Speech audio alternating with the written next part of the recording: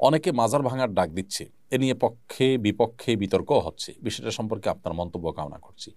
প্রশ্নকর্তা ভাইকে আমি পাল্টা প্রশ্ন রাখতে চাই, মাজার ভাঙার ডাক দিচ্ছেন কারা? বাংলাদেশে উল্লেখযোগ্য যে সমস্ত ওলামা একরাম আছেন, পরিচিত যেই কোনো ঘরানার যে কোনো চিন্তা বা মত পথের বা যে কোনো দৃষ্টিভঙ্গির আলেম হন না কেন, কোনো আলেম এই ডাক দিয়েছেন কিনা, দিলে কোথায় কখন দিয়েছে আমাকে একটু জানাবেন। দেখুন, এদেশে সংখ্যালঘুদের উপর আক্রমণ করা হয় এবং সেই আক্রমণের যে দোষ সে উদুরপিণ্ডি বুদুর ঘাড়ে চাপানো হয়। ঠিক একইভাবে এই মাজার ভাঙার ক্ষেত্র আমরা লক্ষ্য করেছি। পরিষ্কারভাবে আমরা বলতে চাই যে কোনো মুসলিম নামধারী নিজেকে যিনি মুসলমান দাবি করছেন, তিনি যদি শিরকে লিপ্ত হন, তাহলে সেক্ষেত্রে তাকে আমাদের দাওয়াত দিতে হবে, সংশোধনের পথে আহ্বান করতে হবে। তার যে মাজার সেটা ভেঙে, যে মাজার সে সে সিজদা করছে বা যে মাজারকে তিনি পুজো করছেন অথবা সেখানে তিনি শিরকে লিপ্ত হয়েছেন, সেটাকে ভেঙে দেওয়াটাই সমাধান নয়। তাকে দাওয়াত দিবেন। আপনি বলবেন যে দাওয়াত দিয়ে বহু মাজার, দাওয়াত দিয়ে কোনো লাভ হয়েছে কিনা, আমি বলবো বহু মাজারের ভক্ত বা মাজারের শিরকারী মানুষকে আল্লাহ তাআলা হেদায়েত দিয়েছেন। আমার ব্যক্তিগতভাবে পরিচিত এরকম মানুষ আছে। আল্লাহ আমার মাধ্যমেও কিছু ভাইকে হেদায়েত দিয়েছেন বলে আমি আল্লাহ তাআলার দরবারে শুকর এবং কৃতজ্ঞতা জ্ঞাপন করছি। কিন্তু মাজার ভেঙে দেওয়ার কারণে কজন মানুষ শিরক ছেড়েছে, আপনি সেটা বলতে পারবেন কিনা?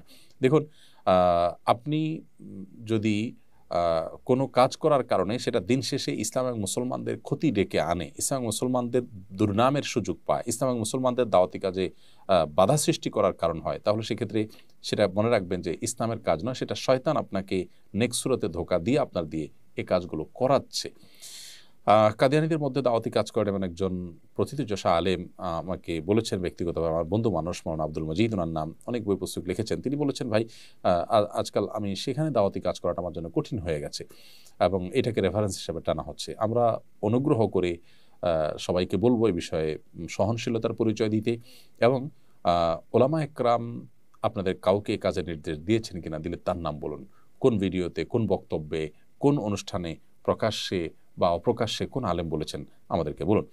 এই যে রবিউল আউয়াল আসছে, 12 রবিউল আউয়াল, সে উপলক্ষে আমরা বলবো সবাইকে সর্বোচ্চ সতর্ক থাকবার জন্য, যাতে কোনোভাবে 12 রবিউল আউয়াল উপলক্ষে যে আনুষ্ঠানিকতা হয়ে থাকে, আমাদের অনেক ভাইরা যে সমস্ত জশ্নে জুলুস ইত্যাদি করে থাকেন, সেখানে কোনো মানুষ যেন আক্রমণ করার চেষ্টায় লিপ্ত না হন। আমরা অনুগ্রহ করে সবাইকে সর্বোচ্চ সহনশীল থাকার কথা বলবো। যেহেতু মাজার ভাঙার প্রশ্ন আসছে, সেজন্য কয়েকদিনের মধ্যেই যেহেতু রবিউল আউয়াল শুরু হচ্ছে, 12 রবিউল আউয়াল শুরু হচ্ছে, সেজন্য সে বিষয়ে আমরা সবাইকে উদাত্ত আহ্বান করছি সর্বোচ্চ সহনশীলতার পরিচয় দিতে। মনে রাখবেন, এগুলো কোনো অবস্থাতে একজন দায়িত্বশীল মুসলিমের কাজ নয়। আপনার কোনো কাজে যদি ইসলাম এবং মুসলমানদের উপকারের চাইতে ক্ষতি বেশি হয়, তাহলে সেটা শয়তানের পরিকল্পনা বা সেটাতে শয়তান খুশি হবে, এটা বলাই বাহুল্য।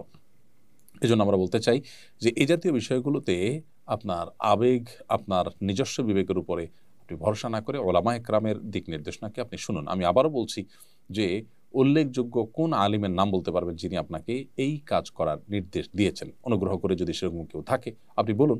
আমার জানা মতো এরকম কেউ নেই। আল্লাহ তাআলা আমাদেরকে হেদায়েত দান করুন।